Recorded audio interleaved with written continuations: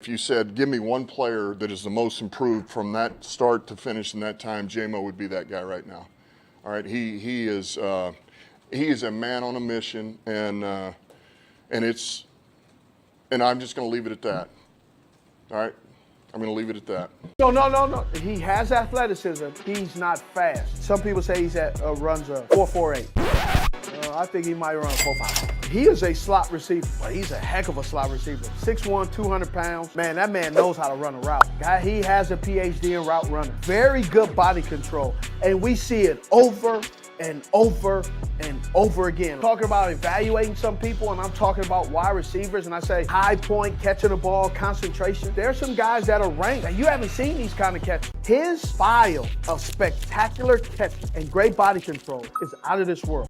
What's up, YouTube gang? We are back with another banger breakdown. It's Above Me, and I'm your boy, The Cloud. Today, we're going to be breaking down Jameson Williams and Jaxon Smith and Njigba, two receivers who I think are due for great seasons. But before we take off into breaking down these two young wideouts, make sure you smash that like button and subscribe to the channel for more sports-related videos. Turn on that notification bell, too, for all my future videos. We're trying to hit 1,000 subs and we need your help. Appreciate you. Let's get into that breakdown. It's Jameson Williams time, and I gotta be the first one to tell y'all. So Jameson Williams, he's 23 years old and he's coming into his third season in the NFL.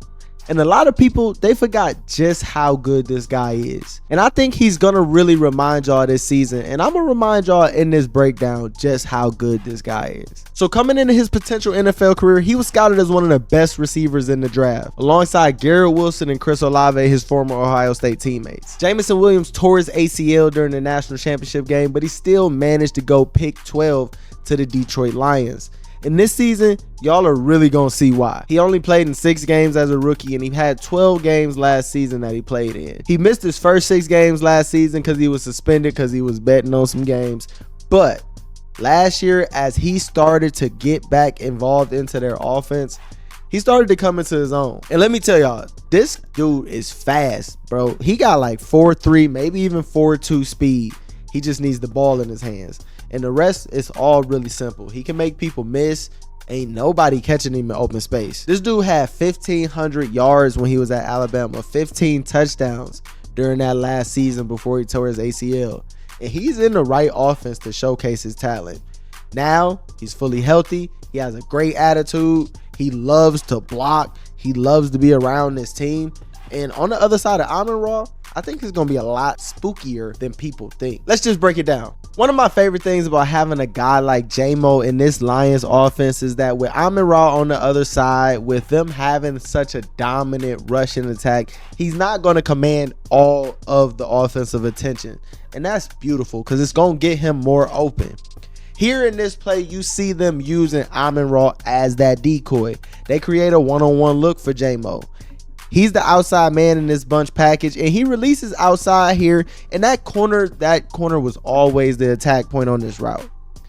That defensive back, he has to respect all of the space J-Mo has here. He's leveraging him inside because he clearly does not want to give up all of that space outside. Everybody else is inside. Force him inside. He should have help in the middle of the field. But what happens to that help? They both shoot to St. Brown, which gives J-Mo a two-way go. Either he could break on that out or he could break in.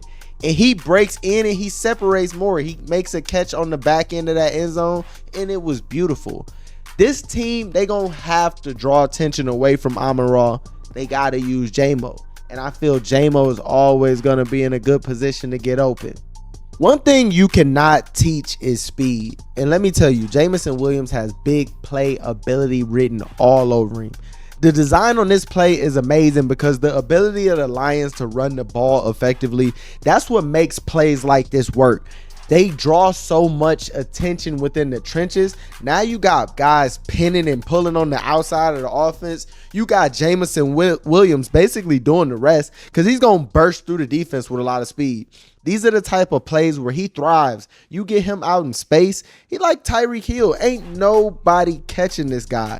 Now, it's another play where you just cannot teach speed. And sometimes they just got to get him in a position to where defenders just can't react. He gets in the open space, and if they're in the slightest bit out of position, he's going to do the rest. I really want y'all to keep a lookout for Jameson Williams this season, because if you're looking for somebody to follow this season, if you're looking for a steal on your fantasy, whatever it may be, this is a guy you want to pay attention to. Now let's talk about Jaxon Smith-Njigba. He's a young receiver, 22 years old. He's coming off of his rookie season, and I really expect Jaxon to have a big season this year. So the Seahawks, they worked him into their offense slow last year because he had that hamstring injury that he was dealing with coming out of college. Then during camp, he broke his hand, and that kind of set him back a little bit more. But he still managed to get out there and get ready to play for the start of the season. So he shows that dog mentality. He was a reliable third option last season behind DK Metcalf and Tyler Lockett. And their offense really didn't utilize him as well as they should have. But he still managed to get 63 catches, 628 yards receiving, and he had 4 total touchdowns. Now, out of 669 total snaps, he lined up in the slot for about 486 of those. Now, in the slot, this is a place on the field where I think he thrives the most. Now, he could play everywhere, and they used him a lot on quick passes, screens, flat routes. And in year 2, they gotta open up the route tree for this guy. His release moves, they're okay, but he makes up for it in his downfield route running ability. He knows space better than a lot of receivers, even vets. He can settle in the gaps of zone well, man. He's nice. He got confidence at the top of his route. He knows how to threaten you with a nice separation move or high point, concentration. He knows how to get contested catches. And I just feel like he needs a chance to showcase this. His value comes with the ability to be where you need him to be when you need him to be there. So let's break down some film on Jaxon Smith-Njigba and see what stands out. Now, one thing that I've seen a decent amount from Jaxon Smith-Njigba is just his ability to run by corners. And we're talking about a guy, he is not as fast as Tyreek Hill, he's not as fast as Jameson Williams, but he will run past you without any effort. And when he sees off coverage, he's scary. So here on this play, you can see as he presses off the line of scrimmage, he does not veer off of the straight path. He doesn't have to restack the cornerback. He stays right in front of him. The corner's 7 yards off of the ball already, and he instantly starts backpedaling even more. Even with that, Jaxon Smith-Njigba closes the distance here so quickly. He gets up on that DB's toes.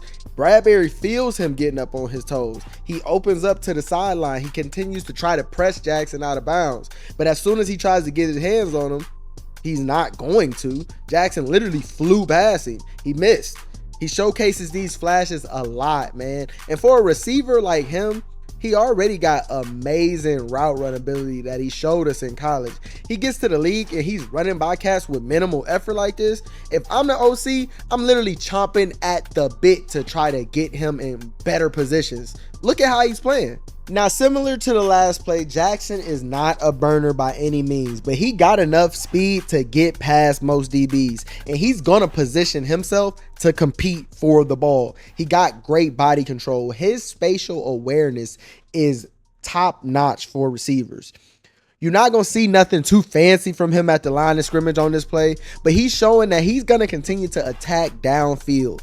He's going to create minimal separation on this play, but he knows he's in full control. He knows where the ball is going to be. He knows how he wants to adjust, whether that be going over the shoulder or stopping short. He knows where he wants the ball, and the ball can be placed in a couple of different positions, and that's why it's important, because now you can mix and match the matchups even more. Get him on safeties, get him out in different spaces, over the shoulder throws, back shoulder throws. You can get the ball to him because he's gonna find the ball. So here we have Jaxon Smith-Njigba lined up at the top of this bunch formation against Deron Bland of the Dallas Cowboys.